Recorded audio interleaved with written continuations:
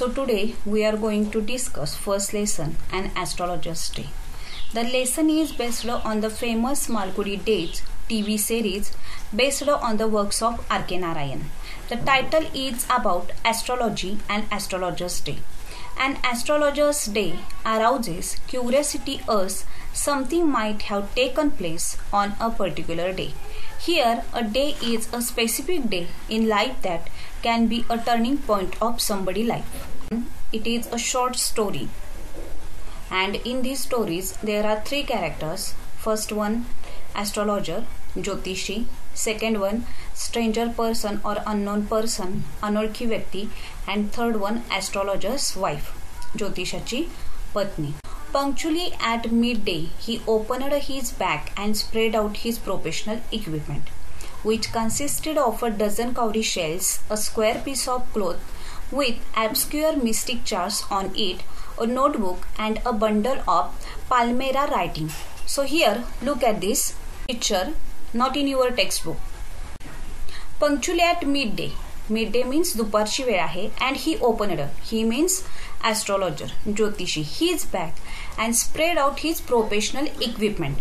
जे काही त्याच्या व्यवसायासाठी लागणारी जी काही उपकरणं आहेत ती त्यानं मांडायला सुरुवात केलेली आहेत. ह्या चित्रामध्ये आपण बघू शकतो बघा, अशा पद्धतीने त्याने ती मांडायला सुरुवात केलेली आहे. Which consisted of a dozen cowrie shells. आता ती इक्विपमेंट काय काय आहे? cowrie shells, एक डझन भर तिथं कवड्या आहेत. A square piece of cloth with obscure mystic charts. एक क्लोथ आहे, स्क्वेअर चौकोनी आकाराचा तो एक कापड आहे आणि त्याच्यावरती एक मिस्टिक असा चार्ट्स आहे की जो कुणालाही कळणार नाही असा तो काय आहे, एक चार्ट आहे गुड अशा पद्धतीचा. Notebook and a bundle of palmyra writing. Palmyra writing म्हणजे पाम जे ट्री असतं त्याचं पान, त्याच्यावरती लिहिलेले ग्रंथ, अशा पद्धतीचं काय आहे त्याचं ते सगळं इक्विपमेंट आहे. His forehead was resplendent with sacred ash and vermilion, and his eyes sparkled with a sharp abnormal gleam, which was really an outcome of a continual searching look for customers. Here given the picture, his forehead was resplendent. त्याचं जे कपाळ आहे ते कसं आहे, अतिशय तेजस्वी असं आहे. With sacred ash. Sacred ash means पवित्र जी राख आपण म्हणतो, त्या त्यानं राखीनं काय केलेलं आहे, त्याच्या कपडावरती ती राख लावलेली आहे. अँड व्हर्मिलियन, आणि त्याच्यावरती त्यानं लाल भडक रंग लावलेला आहे. And his eyes sparkled with a sharp abnormal gleam which was really and outcome of a continual searching look for customers. आणि त्याचे जे डोळे आहेत ते अतिशय कसे वाटतात आपल्याला, ग्लीम म्हणजे त्या डोळ्यांमध्ये अतिशय चमक आहे, शार्प आहेत असे त्याचे डोळे. आणि जे काय करतायत, continuous searching look for customers. त्याचे जे काय कस्टमर्स तिथं येत आहेत त्यांचं तो काय करतोय, तिथं सर्चिंग, शोध घेतोय. But which his simple clients took to be a prophetic light and felt comforted. But जे त्याचे क्लायंट्स आहेत त्यांना मात्र जे त्याचे डोळे आहेत ते कसे वाटतात, प्रॉफेटिक लाईट म्हणजे एक दैवी शक्ती असलेले डोळे वाटतात. अँड फेल कम्फर्टेड, आणि ते काय करतायत, तिथं संतुष्ट होत आहेत. The power of his eyes was considerably enhanced by their position placed as they were between the painted forehead and the dark whiskers which streamed down his cheeks. त्याचे जे काही डोळे आहेत त्याची पोझिशन तर ती कशी आहे, वरती फोरहेड त्यानं काय केलेलं आहे, रंगवलेला आहे, सॅक्रेड ॲश अँड वर्मिलियन, राखेना आणि लाल भडक रंग. आणि बरोबर त्याच्या खाली काय झालेलं आहे, डार्क विस्कर्स म्हणजे ज्या काही त्याच्या मिशा आहेत त्या झुपकेदार मिशा गालापर्यंत पसरलेल्या आहेत. आणि फोरहेड अँड ज्या त्याच्या मिशा आहेत ह्याच्या मधला जो पार्ट आहे तो म्हणजे कुठला आहे, डोळे. आणि त्यामुळे त्या झुपकेदार मिशा आणि त्याचं फोरहेड जे त्यानं ते डार्क वगैरे केलेलं आहे ह्याच्यामुळे त्याचे डोळे ते अतिशय कसे वाटत आहेत, ब्राईट, अतिशय डॅझलिंग अँड इम्प्रेसिव्ह वाटत आहेत. Even a half wit's eyes would sparkle in such a setting.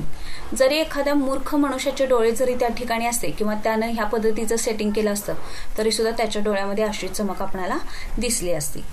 To crown the effect, he wound a saffron colored turban around his head.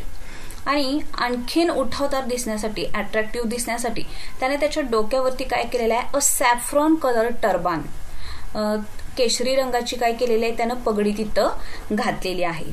Around his head. This colour scheme never failed. आपण बघतो बघा, जो केशरी colour आहे तो कधीच fail जात नाही. कारण का, जे ज्योतिष लोक असतात किंवा जे असे साधू संत लोक असतात, शक्यतो ते भगव्या रंगाचे असे केशरी रंगाचे कपडे तिथं वापरत असतात. People were attracted to him as bees are attracted to cosmos or dahlia stalks. Comparison between bees, customers, cosmos or dahlia astrologers. Means bees म्हणजे काय, मधमाशी. मधमाशा जशा कॉस्मॉस और डेलिया ह्या फुलांच्या झाडाकडे अट्रॅक्ट होतात, तसेच कस्टमर्स जे त्याचे गिरायक आहेत ते काय होत आहेत, त्याच्याकडे तिथं अट्रॅक्ट होत आहेत. He sat under the bough of a spreading tamarind tree which flanked a path running through the town hall park. It was a remarkable place in many ways. जी काही त्याची बसण्याची पोझिशन आहे ती कुठं आहे, टाउन हॉल. तिथून एक जाणारा रस्ता आहे, त्या रस्त्याच्या कडेला एक चिंचेचं झाड आहे. आणि ते चिंचेचं झाड कसं आहे की त्याची बुंदापासून निघालेली जी झाडाची फांदी आहे त्याच्यासाठी बॉव हा वर्ड इथं यूज केलेला आहे. आणि त्याच्या खाली हा इथं त्याचं सगळं व्यावसायिक जे साहित्य आहे ते मांडून तो तिथं बसलेला आहे. It was a remarkable place in many ways. आणि हे जे प्लेस आहे ते कसं आहे, अतिशय महत्त्वपूर्ण आहे. We will continue this discussion next video.